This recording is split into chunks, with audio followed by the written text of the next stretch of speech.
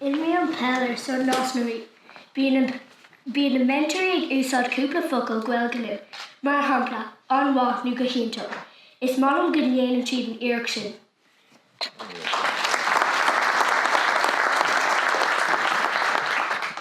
I gcomhaltas Cuid3, úsáideann na mentorí cúpla focail sna nach mbeidh sé go hiantach do mbeidh gachta sa tír sásta an bhfeilge atá acu a úsáid.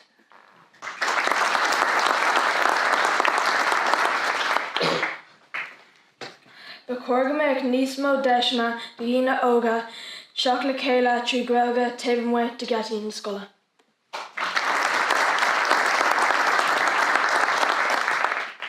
Leis an méidú mór ar lína náltaí I mbeadh gláiste Cuid3 agus an spéis ómhór sa Gaeilgeachtas I gContae Cuid3.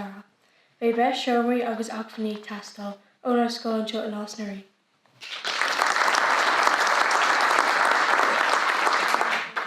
Anuraí, d'imir mé ar foireann Camogaíochta Cúntae Cuid3 agus bhí thart ar 200 de na himreoirí a Glasgow ag freastal ar Glasgow, ach ní raibh an deis acu freastal ar Gaeltachta méall nach raibh ceann gar go leor dubh. Tá an táil liomsa go bhfuil an deis seo agam agus bhálam go mbeidh an deis chéine ag gach duine eile freisin.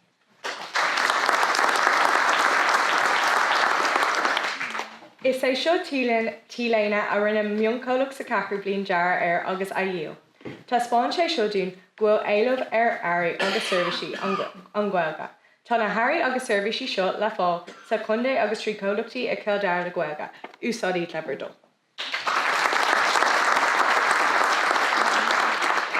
Is éarnach mé, is cuma faoi dama crackan nó carbhás ma histí, is scéal mé agus is í an Gaeilge me thanga dúchais.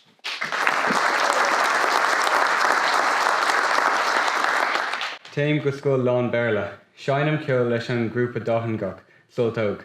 Tá sé tábhachtta domsa go mbíonn an Gaeilge mar teanga beo taobh a bhaint den scoil.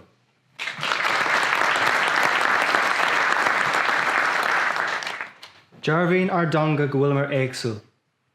Cuireann sí a gcuimh na dúin go bhfuil mar cultúr féin agam atá luachmhar. Tugann sí féinúlacht ar leith a gach cainteoir.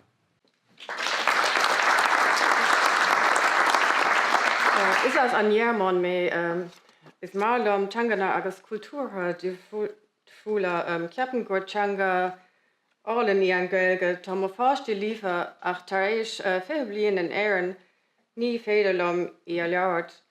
Ba bháiliom a bheith níomfach chun an teanga a cumáid beo.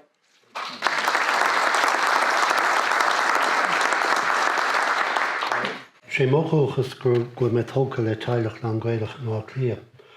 Tá cinenne ilchailtúracha stéanteach mar ceann féin arbláán na thugann le Gaeilge agus le téalanis agus cultúr an dáthír mar fart dar saoil, sé ar rabha ar deanga úsáid in ar gnáthhéal gach lá.